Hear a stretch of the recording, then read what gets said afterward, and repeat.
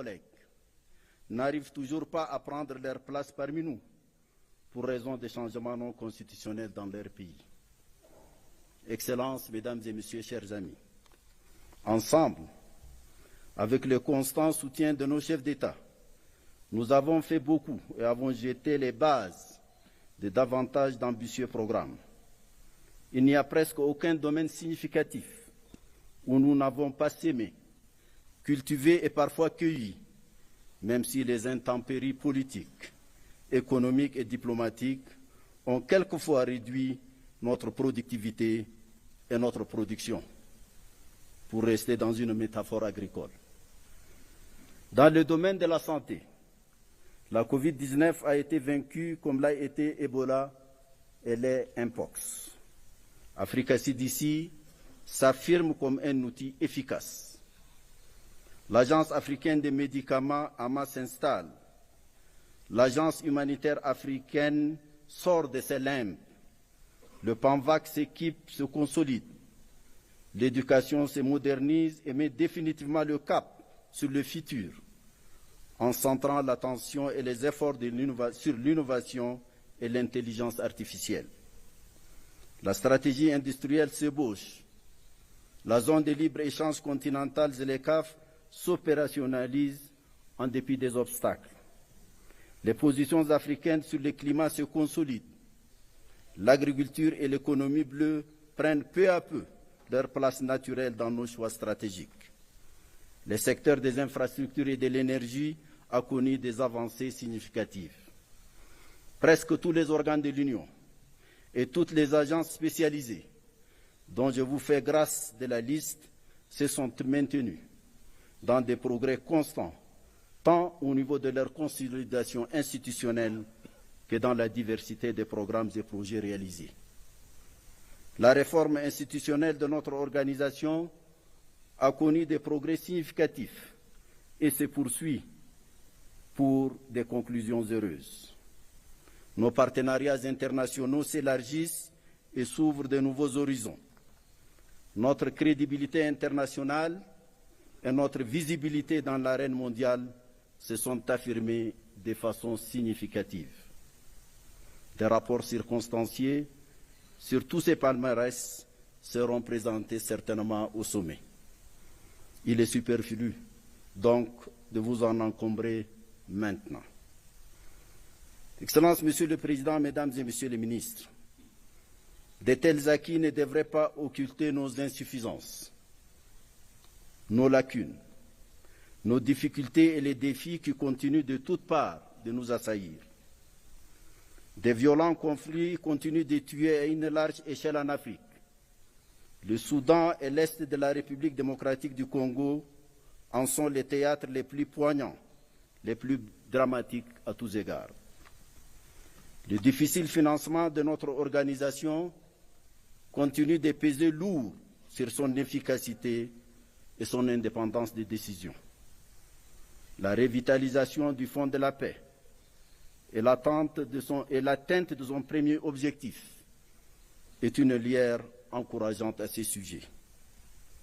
L'affaiblissement de la solidarité africaine et l'affaissement de son âme porteuse, le panafricanisme émoussent nos ardeurs et réduisent la portée et la résonance de notre redéploiement à l'échelle continentale et internationale.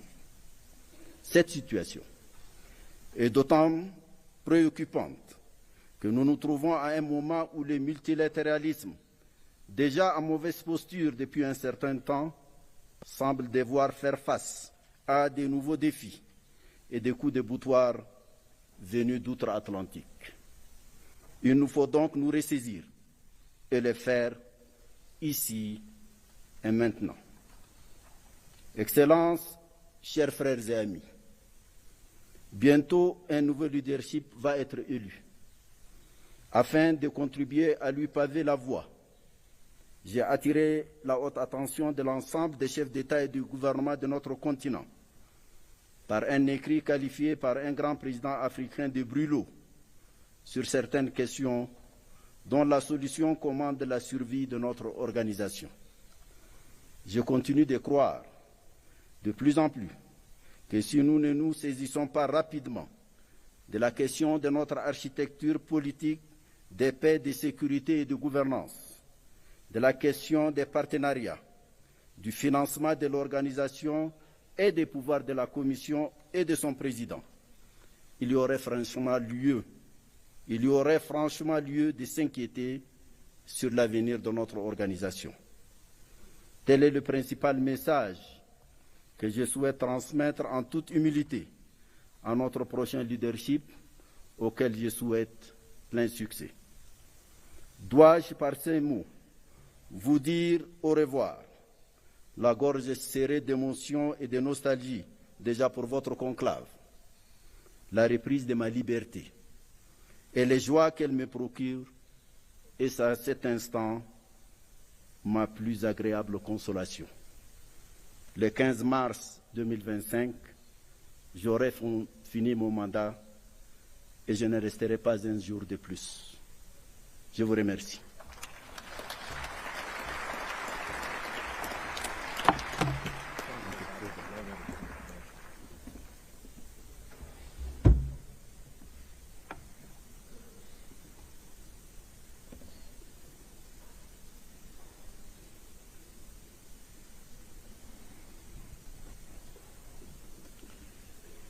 Thank you, Your Excellency, for these insightful remarks and statement.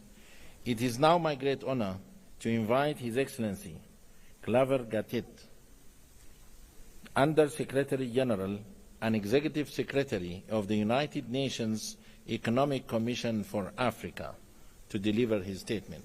Your Excellency.